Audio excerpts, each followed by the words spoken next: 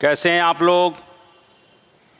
आप सब लोगों को कहीं ना कहीं मेरा प्रणाम, नमस्कार। आशा करता हूं कि आप लोग कहीं ना कहीं निश्चित रूप से पूरी तरह से अपने लक्ष्य के प्रति अपने लगे होंगे, क्योंकि मेरा तो मानना है कि संसार में हर चीज़ का विकल्प है, लेकिन परिश्रम का कोई भी विकल्प नहीं है। तुलसीदास बड़ी सुंदर बात मानस में लिख रहे हैं कि सकल पदार्थ है जगमाही, कर्महीन नर पावत नाही। तो स्वाभाविक रूप से तुलसी भी इस बात को कहेंगे कि भाई कर्मयोगियों के लिए संसार बना हुआ है, कर्महीनों के लिए थोड़ी है। और इसीलिए मेरा विश्वास है कि कहीं ना कहीं आप लोग तो कर्मयोगी की श्रेणी में खड़े होंगे। भगवान राम का इतिहास आप पढ़िए कुल मिला के, अगर भगवान राम के जीवन से वो 14 वर्ष निकाल दिया जाए तो शायद हम भगवान उनको नहीं मानेंगे। वो 14 वर्ष का जो जीवन है, जो तपस्या से है, जो संघर्ष से जुड़ा हुआ है, जो तपस्या से भरा हुआ है, जो साधना से भरा हुआ है, जो संघर्ष से भरा हुआ है, उसने राम को, राजा राम को भगवान राम में परिवर्तित कर दिया। और वहां से इतिहास बना, क्योंकि संघर्ष का संबंध ही इतिहास से है। और इसलिए मैं बार बार कहता रहता हूं कि इतिहास कुछ नहीं है, संघर्ष की कहानी।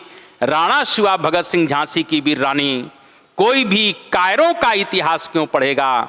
जो लड़ नहीं सकेगा वो आगे नहीं बढ़ेगा। इसी परिप्रेक्ष्य में मैंने कुछ जो विदेशी यात्री हैं वो भारत आ रहे हैं और कहीं ना कहीं वो भारत में आने के पश्चात भारत के बीच में, भारत में रहकर बहुत कुछ लिखने का प्रयास करते हैं। मैंने आप लोगों से कहा था कि मैं बहुत जल्द ही रेगुलर कहीं ना कहीं निश्चित रूप से अपनी क्लास शुरू करने जा रहा हूं। आप लोगों से मेरा ये कहना है कि ज़्यादा से ज़्यादा मेरी आवाज़ को, जो कुल मिला के जो मेरे क्लास वीडियो आप तक जा रहे हैं, उसको शेयर किया जाए, जिससे बहुत दूर दराज के क्षेत्रों में जो बैठे हुए लड़के उनको भी लाभ मिल सके। और मैं बहुत जल्द ही लाइव आने वाला हूं और लाइव आकर अंत तक कुल मिला के अपनी बात लोगों तक पहुंचाने का प्रयास करूंगा।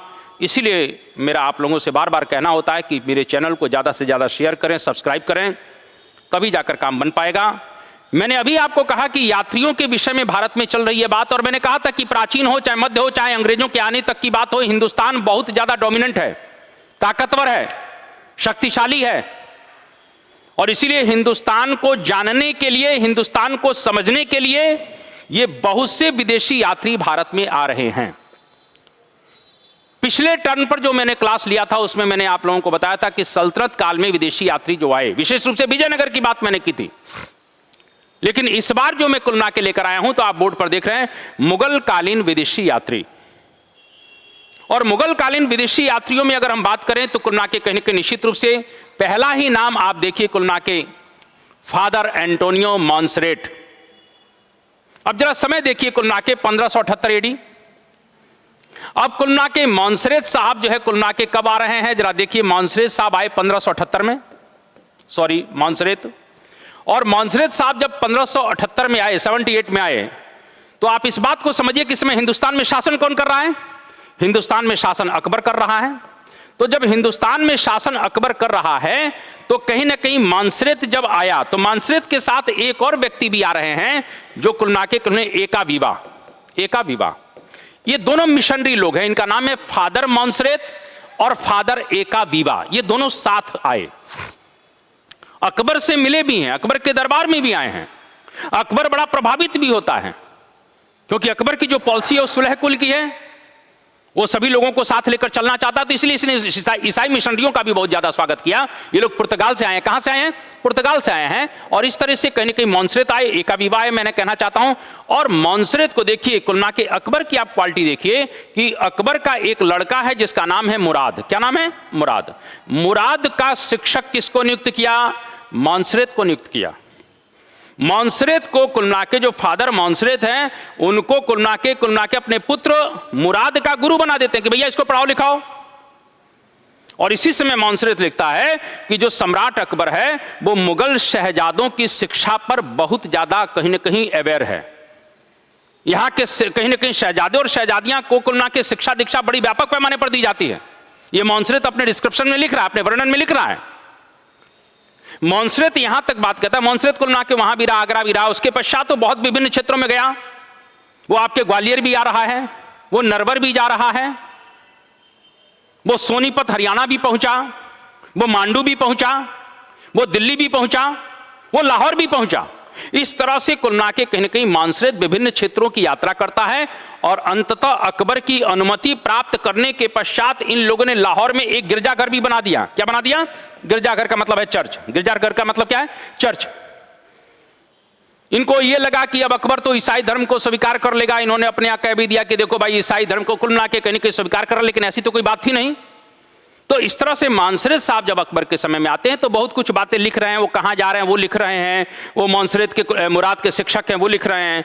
और वो एक और बड़ी बात कहते हैं, थोड़ा सा इस बात को जानना चाहिए कि कुल मिला के मानसरेत जब हिंदुस्तान में रह रहा है तो एक और चीज वो लिखता है कि भारत में जो कुप्रथाएं कुछ उस समय चल रही थी, उसी में एक कुप्रथा सती प्रथा की चर्चा उसने किया है। अपने विवरण में वो सती प्रथा के विषय में बात करता है और वो कहता है कि कहीं ना कहीं जो महिलाएं होती थीं उनको कुछ नशीली दवाई या नशीली गोली खिलाई जाती थी, जिसके कारण से वो नशे में चली जाती थी और अंततः कुल मिला के फिर उनको जिंदा जला दिया जाता था। तो इस तरह से प्रश्न आ जाता है कि कौन सा व्यक्ति आ रहा है जो सती प्रथा के विषय में बात कर रहा है।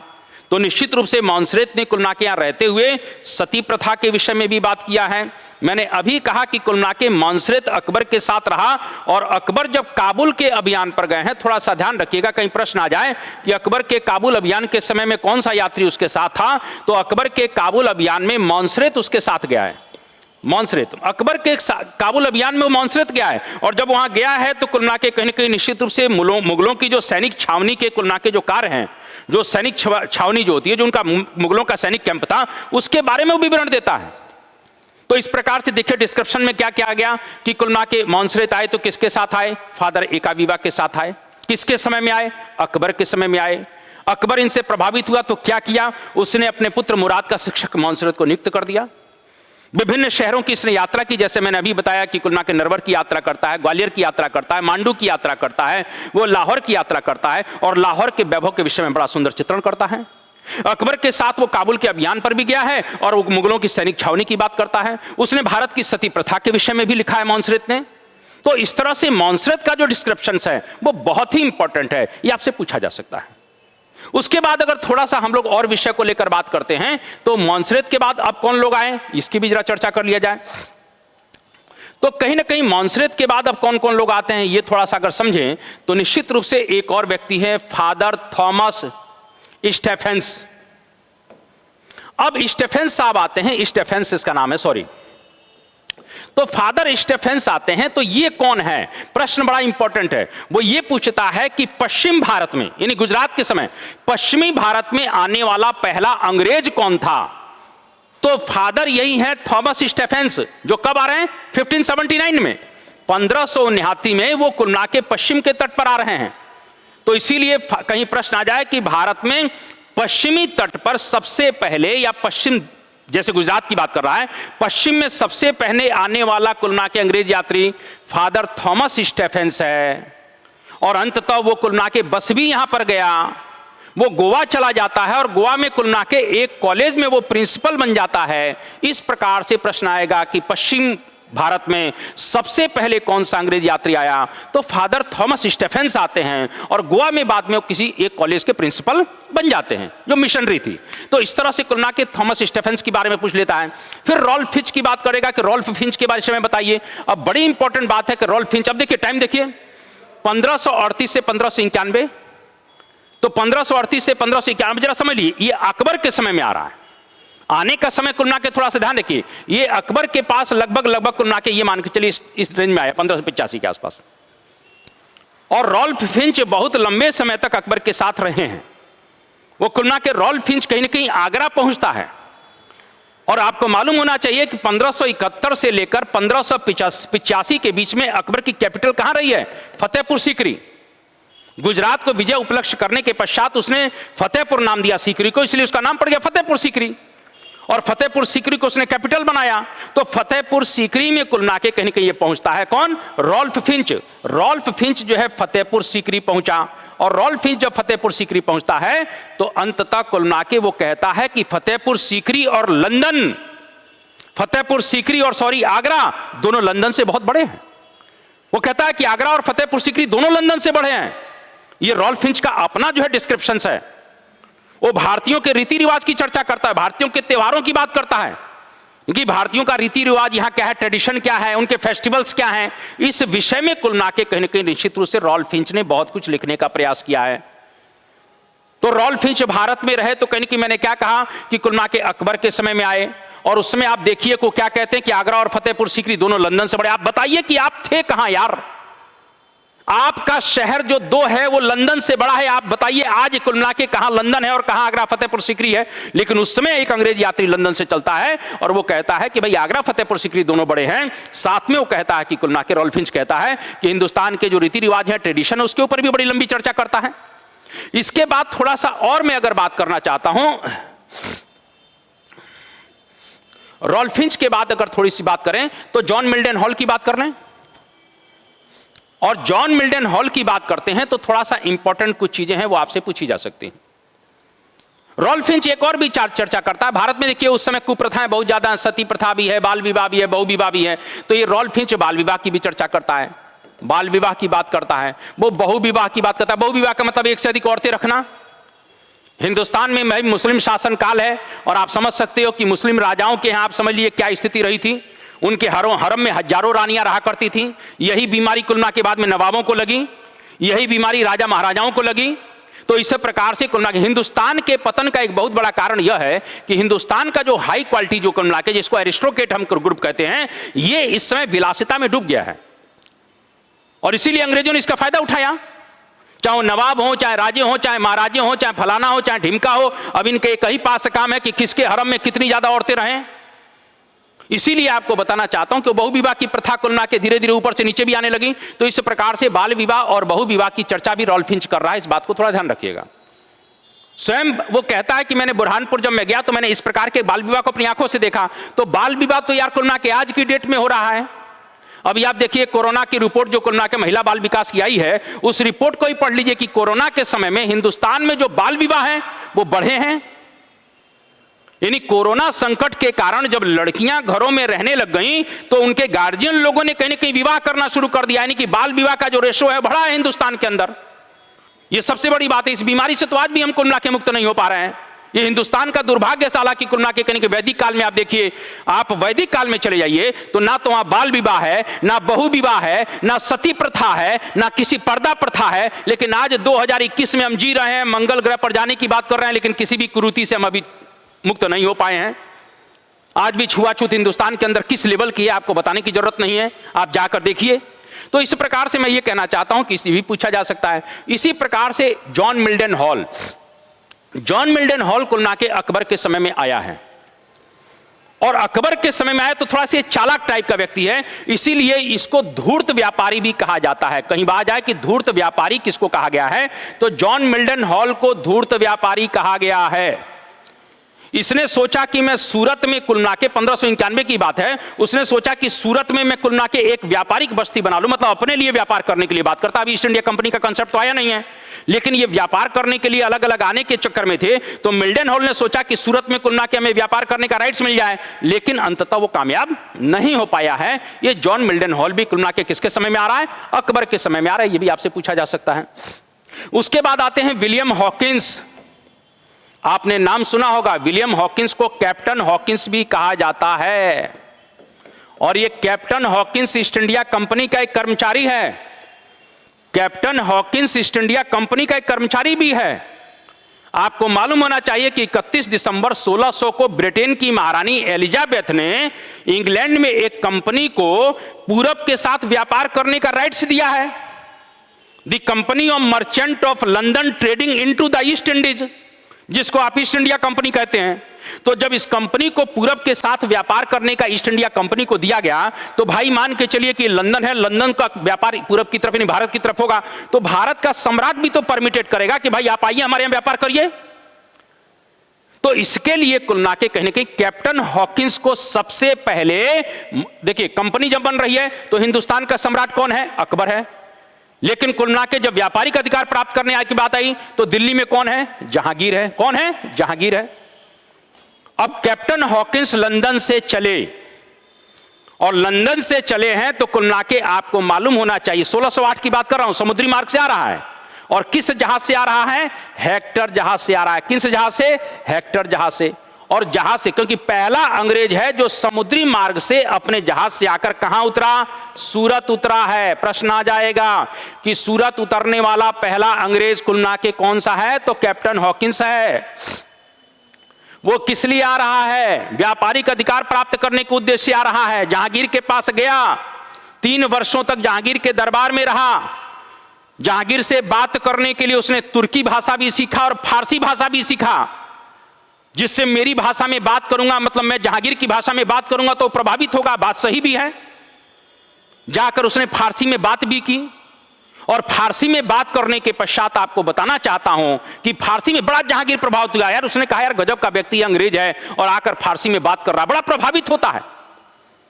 और उसने कहा यार तेरे को मैं 400 का मनसब दे रहा हूं। मनसबदारी व्यवस्था थोड़ा ध्यान रखिएगा, मैं आगे पढ़ाऊंगा। 400 का मनसब देता हूं। 400 के मनसब देने की बात उसने कर दी। उसने कहा यार तेरे को मैं इंग्लिश खान की उपाधि दे रहा हूं, तो इंग्लिश खान की उपाधि भी दे दी, जिसको फिरंगी खान कहते हैं। आगरा में रहने के लिए कहा यार तू आगरा में रह। इस प्रकार से कुल मिला के मैं कहना चाहता हूं, इस हॉकिंस को बहुत से राइट्स मिले कि तुम यहीं रहो, 400 का मनसब लो, इंग्लिश खान की उपाधि। उसने कहा महाराज ये सब तो बात की बात है, हमको पहले व्यापारिक अधिकार चाहिए। और सूरत में कुल मिला के, सूरत क्यों? क्योंकि हिंदुस्तान का एक बहुत बड़ा इंडस्ट्रियल हब है सूरत। हिंदुस्तान का बहुत बड़ा हब है सूरत। यार सूरत कुल मिला के जबरदस्त चीज था। बड़े बड़े लोग आए, अभी मैं मनुची को बताऊंगा, कुल मिला के आएगा तो उसकी आंखें फटी रह जाएंगी। तो इसीलिए चाहते हैं कि कुल मिला के ये लोग अंग्रेज चाहते हैं कि सूरत में कुल मिला के हमको व्यापारिक अधिकार मिल जाए, व्यापारिक बस्ती स्थापित करने का मिल जाए। समुद्र के किनारे है साला, यहां से धीरे माल ले जाएंगे, उठा के लेकर निकल जाएंगे। लेकिन आपको मालूम होना चाहिए कि कुल मिला के पहले से ही जहांगीर के दरबार में एक और यूरोपीय हावी है जिनका नाम है पुर्तगाली। पुर्तगालियों को लगा कि अगर अंग्रेजों को व्यापारिक अधिकार मिल गया तो हमारा व्यापार लॉस हो जाएगा। इसीलिए पुर्तगालियों के भय के कारण या पुर्तगालियों के प्रभाव के कारण, मैं आगे बताऊंगा पुर्तगालियों से कुल मिला, क्योंकि पुर्तगालियों के पास एक फार्मूला था, काटजार में काफिला पद्धति। समुद्र पर अगर व्यापार करना है, पूरे हिंद महासागर के मालिक हैं इस समय कुल मिला के, समुद्र पर व्यापार करना है तो बिना पुर्तगालियों की भाई साहब अनुमति के आप व्यापार नहीं कर सकते हैं। मुगल सम्राट अकबर को भी कुल मिला के पुर्तगालियों से संबंध अच्छे बने करने पड़े, तब जाकर उनका माल निकल पाता था। इसीलिए मैं आपको बताना चाहता हूं कि चूंकि मुगल दरबार में पुर्तगालियों का वर्चस्व बहुत ज्यादा है, इसीलिए कैप्टन हॉकिंस को कहीं ना कहीं उसको अधिकार पत्र नहीं मिल पाया। 1608 से 1611 तक बेचारा रहा, लेकिन उसको अधिकार पत्र नहीं मिला, चला गया। और जब चला गया तो इसी समय आपको बताना चाहता हूं कि 1611-12 में एक घटना घटित हो जाती है, वो थोड़ा सा समझने की जरूरत है। समुद्र के ऊपर, क्योंकि इस समय जो असली लड़ाई हो रही है वो समुद्र पर हो रही है, इसीलिए जॉन मिल्टन हॉल नामक एक अंग्रेज कप्तान है। और जॉन मिल्टन हॉल ने 1612 के आसपास समुद्र पर पुर्तगाली जहाजी बेड़े को डुबा दिया। जिन पुर्तगालियों ने अभी हॉकिंस को जहांगीर पर दबाव बनाकर कहा था इसको अधिकार पत्र मत दो, 1608 में बात हुई कि नहीं, लेकिन 1612 में जॉन मिल्टन हॉल नामक एक अंग्रेज कैप्टन ने पुर्तगालियों के जहाज को समुद्र में जब डुबा दिया तो यह सिद्ध कर दिया कि अब अंग्रेजी जहाजी बेड़ा ताकतवर है। जहांगीर को मैसेज दे दिया कि देख लो भाई, हम बहुत ताकतवर हो चुके हैं, अब हमारा विकल्प कोई नहीं है। आप इस बात को समझिए। आप लोग कहते हो यार कि कुल मिला के कमजोर का कोई साथ नहीं देता, क्यों कोई साथ देगा? ये आप समझिए ना संसार का नियम यार, ताकतवर बनोगे तभी दुनिया आपका साथ देगी, कमजोर का कोई साथ नहीं देता है यार। चाहे गांव की बात हो, चाहे परिवार की बात हो, चाहे समाज की बात हो, चाहे राष्ट्र की बात है, संयुक्त राष्ट्र संघ भी कुल मिला के किसके साथ खड़ा होता है? आप खुद देखिए, कमजोरों के लिए चाबुक लेकर निकल जाता है और ताकतवर लोग कहीं भी उठाकर बम फेंक देते हैं तो कुल मिला के कहीं की चुप हो जाता है, मिनमिना के रह जाता है। इस बात को समझिए कि दुनिया में अगर आगे बढ़ना है तो पहले अपने को ताकतवर बनाना है, पहले शक्तिशाली बनाइए। समर्थ को नहीं दोष गुसाई, सामर्थ्यवान का दुनिया में कोई दोष नहीं है, ये आप समझिएगा। यही बात मैंने क्या कहा कि कुल मिला के जॉन मिल्टन हॉल ने जब पुर्तगालियों को पराजित किया तो पुर्तगालियों को जैसे ही पराजित किया तत्काल जहांगीर के कान खड़े हो गए। और 1615 में देखिए कुल मिला के, मैंने अभी बताया विलियम हॉकिंस के बाद अभी मैं आता हूं sir Thomas Roe. Sir Thomas Roe तत्काल कुल मिला के कहीं ना कहीं पहुंचा। 1615 में सम्राट जेम्स प्रथम का राजदूत बनकर आया है, पत्र के साथ आया है कि महाराज अब हमको अधिकार पत्र चाहिए। और इस प्रकार से सर टॉमस रो जब आते हैं तो सर टॉमस रो ने इस प्रकार से, मैं कहना चाहता हूं, इस तरह से जहांगीर से अधिकार पत्र प्राप्त कर लिया। यानी सर टॉमस रो जब आए तो कुल मिला के 1616 से लेकर 19 तक, यानी कि 3 वर्ष ये भी कुल मिला के जहांगीर के दरबार में रहे हैं। जहांगीर के साथ मांडू की भी यात्रा इन्होंने किया सर टॉमस रो ने, आगरा भी रहे, उसके जन्मोत्सव में भी शामिल रहे। कौन? सर टॉमस रो साहब। और इस तरह से सर टॉमस रो पहला अंग्रेज है जिसको जहांगीर से अधिकार पत्र प्राप्त हो जाता है। इस बात को ध्यान रखिएगा। सर टॉमस रो एक और महत्वपूर्ण बात कहता है, वो लाहौर को पूर्व का सबसे बड़ा शहर कहता है। कौन? Sir Thomas Roe. Sir Thomas Roe बुलंद दरवाजे की चर्चा करता है। क्यों चर्चा करता है? बुलंद दरवाजा क्या है? अरे भाई साहब, अकबर ने गुजरात विजय के उपलक्ष्य में कुल्ला के बुलंद दरवाजे का निर्माण किया था। बुलंद का मतलब है महान, विशाल, और अंत तो उस बुलंद दरवाजे को दक्षिण विजय के बाद और बढ़ा दिया गया। लेकिन अगर दोनों ऑप्शन आएंगे कि किस विजय के उपलक्ष्य में, तो गुजरात विजय के उपलक्ष्य में 176 फीट, 176 फीट ऊंचा है। इस प्रकार से मैं ये कहना चाहता हूं कि कहीं ना कहीं निश्चित रूप से इस बात को थोड़ा ध्यान रखिएगा कि इस तरह से कुलना के फतेहपुर से ये बुलंद दरवाजे की बात करता है। कौन? सर टॉमस रो बात कर रहा है। लाहौर को कुलना के पूर्व का सबसे बड़ा शहर कह रहा है। तो इस तरह से सर टॉमस रो साहब जब आते हैं तो बहुत सी कुलना के विवरण अपने दे रहे हैं। इसी समय मैंने अभी कुलना के एक व्यक्ति की बात कर रहा था जिसका नाम है विलियम हॉकिंस। अब विलियम हॉकिंस एक बड़ी सुंदर बात कहता है, उसको मैं बताना जरूर चाहता हूं। विलियम हॉकिंस कहता है कि दुनिया की जितनी भी चांदी है वो भारत में आकर रुक रही है। भारत चांदी के मामले में समृद्ध है। वो कहता है कि दुनिया के जितने भी व्यापारी हैं वो बाहर से चांदी लेकर आते हैं, यहाँ की वस्तुएं खरीद कर लेकर जाते हैं, और वो चांदी अंततः राजकोष में जाकर रुक जाती है, इन्हें ठहर जाती है, वहां से निकलने का नाम नहीं लेती है। इस प्रकार से विलियम हॉकिंस कहता है कि भारत चांदी के मामले में संपन्न है, यानी आर्थिक दृष्टि से बहुत अधिक संपन्न है। ये कौन कह रहा है? विलियम हॉकिंस, जिसको अधिकार पत्र नहीं मिला था, लेकिन सर टॉमस रो को अधिकार पत्र मिला। और सर टॉमस रो ने कहा कि कुल मिला के लाहौर पूर्व का सबसे बड़ा शहर है, बुलंद दरवाजे की चर्चा करता है। इस प्रकार से सर टॉमस रो साहब भी बहुत बड़ी बात कह गए। इसी में एक व्यक्ति छूट गया है जिसका नाम है विलियम फिंच। अब विलियम फिंच कुलना के, विलियम फिंच का एक विवरण सबसे महत्वपूर्ण है। आप लोगों को मालूम है कि जहांगीर के समय में एक महिला का नाम आता है अनारकली। अनारकली की चर्चा कहीं पर भी नहीं मिलती है। प्रश्न आता है वो कौन सा अंग्रेज है जो कुल मिला के अनारकली की चर्चा कर रहा है? तो वो विलियम फिंच है जो अनारकली की चर्चा करता है। विलियम फिंच अनारकली की चर्चा कर रहे हैं। प्रश्न ध्यान रखिएगा, रॉल्फ फिंच अलग हैं और विलियम फिंच अलग हैं। विलियम फिंच अनारकली की चर्चा करता है, ये आपसे पूछा जा सकता है। इसी प्रकार से सर टॉमस रो की बात आते हैं। उस टॉमस रो के बाद अब आता है एडवर्ड टेरी। अब जरा समझ लीजिए एडवर्ड टेरी कौन है, थोड़ा सा ये भी हम लोग समझें कि एडवर्ड टेरी क्या कह रहा है और क्या कहना चाहता है, थोड़ा इस बात को समझा जाए। अब देखिए एडवर्ड टेरी की बात करते हैं, थोड़ा सा यहां लिखा जाए एडवर्ड टेरी। अब एडवर्ड टेरी क्या कह रहा है? यह भी सर टॉमस रो के साथ आया है, ध्यान रखिएगा। सर टॉमस रो का पादरी है, गुरु है। कौन? Edward Terry. और जब एडवर्ड टेरी हिंदुस्तान में आया तो थोड़ा समझिएगा एडवर्ड टेरी ने क्या क्या बातें कही हैं।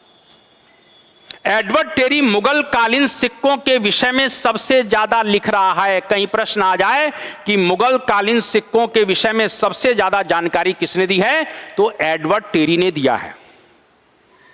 फिर उसने आगे लिखा है कि भारत में मुगल कालीन सिक्के दुनिया के सभी देशों से सबसे अधिक शुद्ध हैं। सबसे अधिक शुद्ध का मतलब है जिसमें सोना है उसमें मतलब पर्याप्त मात्रा में सोना है, चांदी है तो पर्याप्त चांदी है। यानी वो ये कहता है, क्योंकि मुगल काल में सोने के सिक्के भी चल रहे हैं, मैं आगे सोने पर सिक्कों पे बना दूंगा, चांदी के सिक्के भी चल रहे हैं, तांबे के सिक्के भी चल रहे हैं, तो वो ये कहता है कि दुनिया में सबसे शुद्ध सोने के सिक्के या चांदी के सिक्के या जिस मेटल के हैं सबसे शुद्ध कहां चल रहे हैं? भारत में चल रहे हैं। तो इस सिक्कों के अध्ययन और सिक्कों की बात कहने से क्या तात्पर्य है? इसका मतलब है कि मुगल काल में हमारी अर्थव्यवस्था बहुत मजबूत स्थिति में थी। ये एडवर्ड टेरी कहना चाह रहा है। और मैंने कहा, क्या कहा? एडवर्ड टेरी किसके साथ आ रहा है? सर टॉमस रो के साथ आ रहा है। किसके साथ? सर टॉमस रो के साथ। मांडू में एडवर्ड टेरी ने कुलना के जहांगीर को बड़े नजदीक से देखा है। मांडू में मुलाकात की एडवर्ड टेरी ने, बड़ा प्रभावित हुआ। वो कहता है कि एडवर्ड टेरी जहांगीर के विषय में बड़ा ही दयालु व्यक्ति है, बड़ा ही उदार व्यक्ति है, अपनी मां का बहुत अधिक सम्मान करता है। इस तरह के विवरण इसने दिए हैं। किसने? एडवर्ड टेरी ने दिया है। और एक चीज एडवर्ड टेरी जो सबसे अच्छा मुझे लगा, वो कहता है कि मुगल सम्राट, विशेष रूप से अकबर के विषय में वो लिख रहा है कि मुगल सम्राट कहीं पर भी हो सिर्फ और सिर्फ गंगा का पवित्र जल पीता है। वो कहता है मुगल सम्राट कहीं पर भी हो, काबुल में रहेगा तो भी गंगा का जल चाहिए। यानी कहता है कि मुगल सम्राट गंगा को सबसे ज्यादा पवित्र मानते हैं, उसके पानी का कुलना, नो डाउट।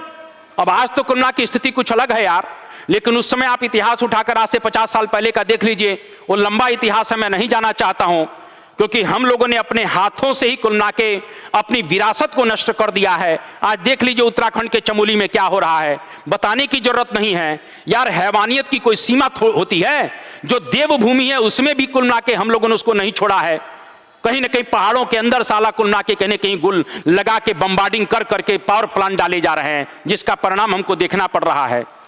गंगा कुलना के कहने की प्यूरिफाइड क्यों थी कि गंगा हिमालय से निकला करती थी, हजारों वर्ग किलोमीटर में जब घुमा करती थी तो वहां के जो मेडिसिनल प्लांट थे, उन हिमालय के मेडिसिनल प्लांटों का जो रस था वो गंगा में आ जाता था, उस पानी में मिल जाता था। और गंगा जब धरती पर हरिद्वार में आया करती थी पहाड़ों से, तो कुलना के कहीं कहीं वो एक लिक्विड फॉर्म में मेडिसिन होती थी। इसीलिए गंगा के जल को जब हम पीते थे तो हजारों प्रकार के मेडिसिन हमारे शरीर में जाते थे। जब हम स्नान करते थे तो हमारी स्किन की बीमारी खत्म हो जाती थी। लेकिन वही चीज हुआ जब ये मानव रूपी दानव जो बिना पूंछ और बिना सिंह का इस संसार में आया, उसने जाकर जो उत्तराखंड के कहने के हिमालय पहाड़ों में जाकर देखा तो ठंडा ठंडा कुलकुल, और ठंडा ठंडा कुलकुल का मतलब यह है कि उन कुलना के जो हमारी इंपॉर्टेंट वनस्पतियां थी उनको काटा गया। बड़े बड़े होटल मोटल बन गए, बड़े बड़े पावर प्लांट बन गए, जिसका खामियाजा अभी हम देखने को मिल रहा है। गंगा पूरी तरह से वहीं से प्रदूषित हो गई, अंततः शहरों का सीवेज उसमें खोल दिया गया और गंगा की हालत आज क्या हमने बना दी। एक विदेशी मुसलमान है, वो कुलना के गंगा के लिए तरस रहा है, वो गंगा का पानी पीना चाहता है, वो गंगा का सम्मान करता है।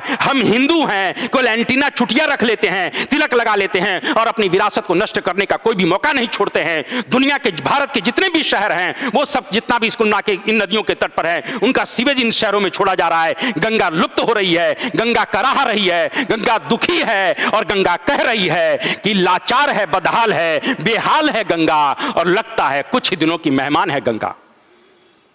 सिर्फ जाकर आरती कुलना के गंगा के तट पर घुमा देने से गंगा का, कुलना के सम्मान और गौरव बढ़ जाएगा। इस हिंदू धर्म की पहचान गंगा है और उस पहचान को हम नष्ट करने में लगे हुए हैं। दुर्भाग्य की बात इस देश की। मैं धन्य देता हूं उन विदेशी मुसलमानों को जो गंगा का सम्मान करते हैं, गंगा का पवित्र जल पीते हैं। कहीं पर भी रहता है, काबुल में रहेगा, पिएगा क्या? गंगा का पानी, गंगा का जल। और पीता किसमें है? तांबे के लोटे में, तांबे के बर्तन में। हमारे पूर्वज किसमें पीते थे? तांबे के बर्तन में। गंगा के पानी को तांबे के बर्तन में रखकर उसमें कलई से पॉलिश की जाती थी, आप लोगों ने ध्यान है कि नहीं है, और उस प्रकार से उसमें पानी रखा जाता है, टांके लगाए जाते हैं और तब कुलना के सम्राट तक पानी पहुंचाया जाता है। प्रश्न आ चुका है कि कौन सा सम्राट गंगा का पवित्र जल पिया करता था और किस बर्तन में? तांबे के बर्तन में। अकबर भी पी रहा है, जहांगीर भी पी रहा है, इस बात को ध्यान रखिएगा। तो मैं ये कहना चाहता हूं, ये विवरण किसने दिया है? ये विवरण दिया है एडवर्ड टेरी ने। एडवर्ड टेरी ने कुलना के गंगा के विषय में बहुत कुछ कहा है। और गंगा हमारी मां यूं ही नहीं है यार, हमारी अस्मिता है, हमारी पहचान है। अगर गंगा लुप्त हो गई तो ये संस्कृति लुप्त हो जाएगी, मेरा ये मानना है। इसीलिए मैं कहने का, जितने बड़े बड़े आका हैं उनसे हाथ जोड़कर प्रार्थना है कि कुलना के कुछ ऐसा कानून बनाओ, कुछ ऐसे नियम बनाओ, और ये धूर्त जितने भी कुलना के लोगों के, कुलना के धूर्तों के जो है गंगा के तट पर आश्रम और नाना प्रकार के प्रोजेक्ट हैं, इनको उखाड़ कर फेंकिए और गंगा को अविरल तरीके से बहने का मौका दीजिए। क्योंकि प्रकृति सुरक्षित है तभी हम सुरक्षित हैं, और हम सुरक्षित हैं तभी तो धर्म और संस्कृति सुरक्षित है यार।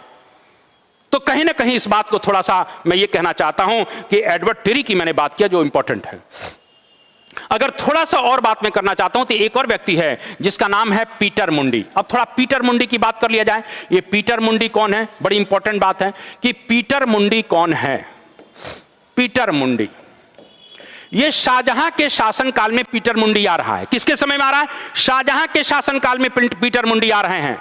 और पीटर मुंडी जब शाहजहां के शासनकाल में आए तो शाहजहां के शासनकाल में 1632 में एक भयानक अकाल पड़ा है। कहीं प्रश्न आ जाए मुगल काल का सबसे भयानक अकाल किसके समय में पड़ा, तो पीटर मुंडी के समय में, अरे शाहजहां के समय में पड़ा है। और पीटर मुंडी उसका विवरण दे रहा है और वो ये भी लिख रहा है कि सम्राट अपने राजकोष से बहुत सा धन इन अकाल ग्रस्त लोगों की मदद करने के लिए कर रहा है।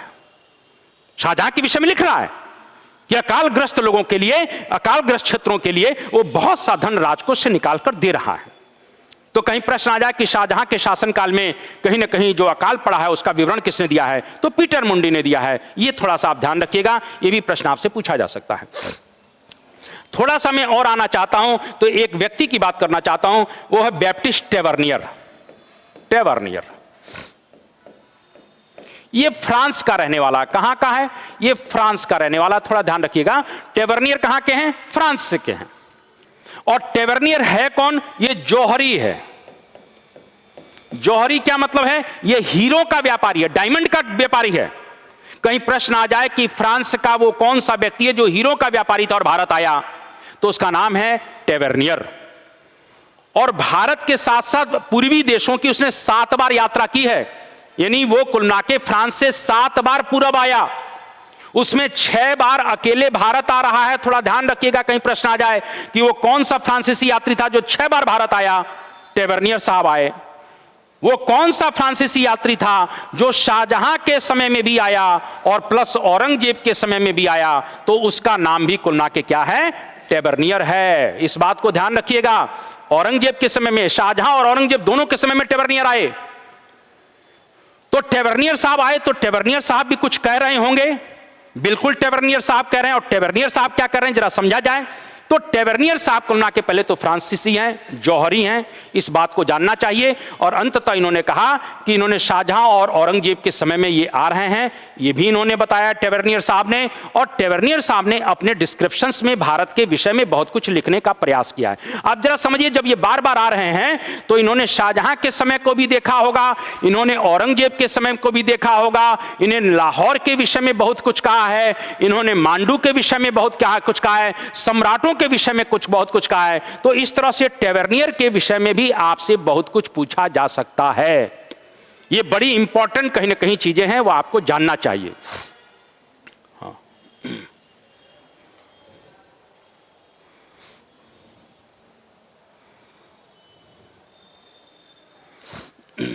ठीक। तो इस तरह से थोड़ा सा हम लोग कुल मिला के, मैंने क्या कहा कि टेवर्नियर कुल मिला के क्या पेशे से जौहरी है। अच्छा देखिए, टेवर्नियर और आते हैं तो एक डिस्क्रिप्शंस और भी बड़ा इंपॉर्टेंट है, वो आपसे पूछा जा सकता है, थोड़ा ध्यान रखिएगा। और टेवर्नियर ने कुल मिला के मथुरा के केशव राय मंदिर, मथुरा के केशव राय मंदिर जो आजकल विवाद का मुद्दा बना हुआ है, और काशी का विश्वनाथ मंदिर, काशी का विश्वनाथ मंदिर, इनकी चर्चा भी की है।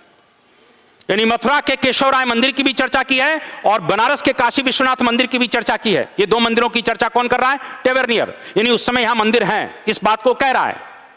तो इस प्रकार से कुल मिला के टेवर्नियर साहब आए, ये भी ध्यान रखिए। एक अभी आपसे एक व्यक्ति की बात कर रहा था जिसका नाम था एडवर्ड टेरी। Edward Terry. अब एडवर्ड टेरी के विषय में एक संस्मरण थोड़ा और भी जरा ध्यान रखिएगा।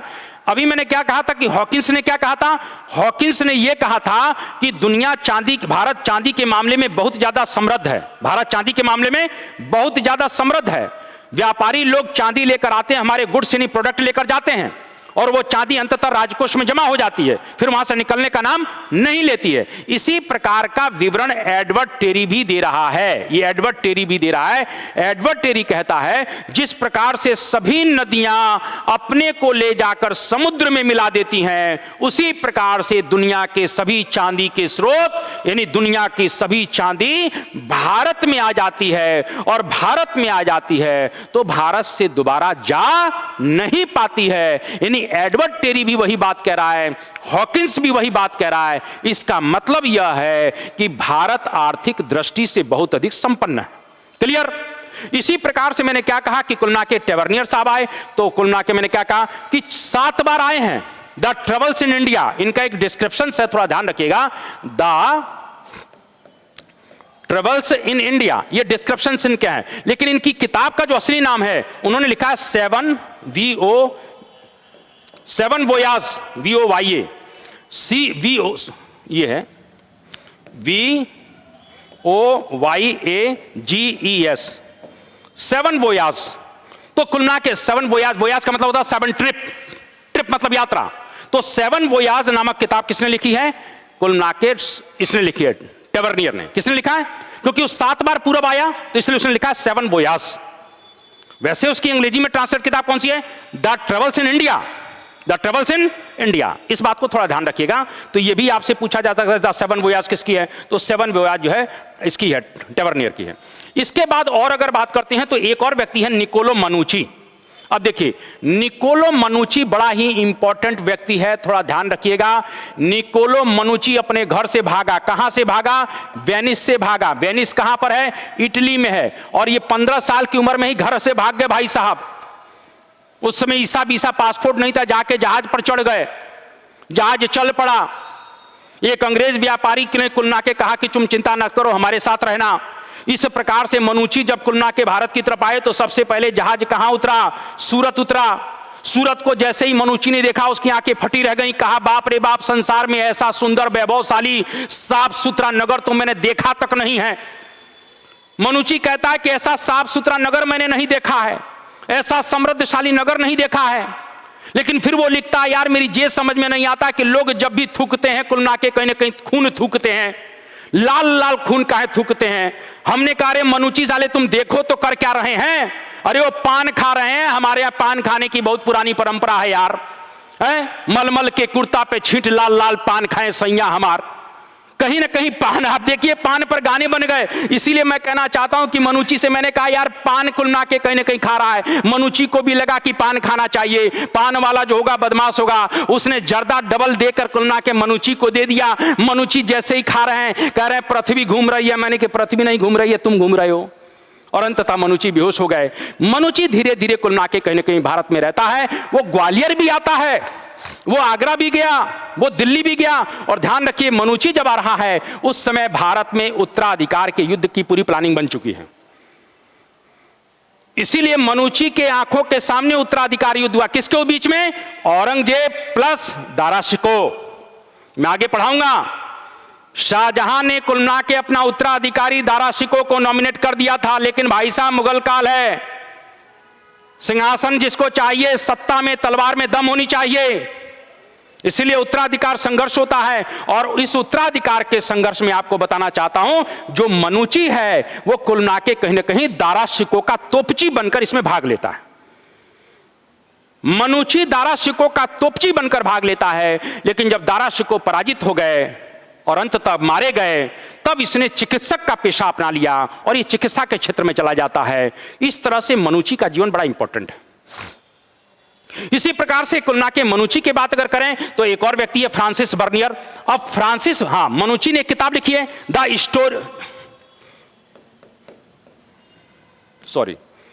हिस्टोरियो द मोगोर। हिस्टोरियो द मोगोर का मतलब क्या है? मोगोर, मोगोर का मतलब है मुगल, यानी मुगलों की स्टोरी। हिस्टोरियो द मोगोर ये कुल मिला के मनुची की किताब है।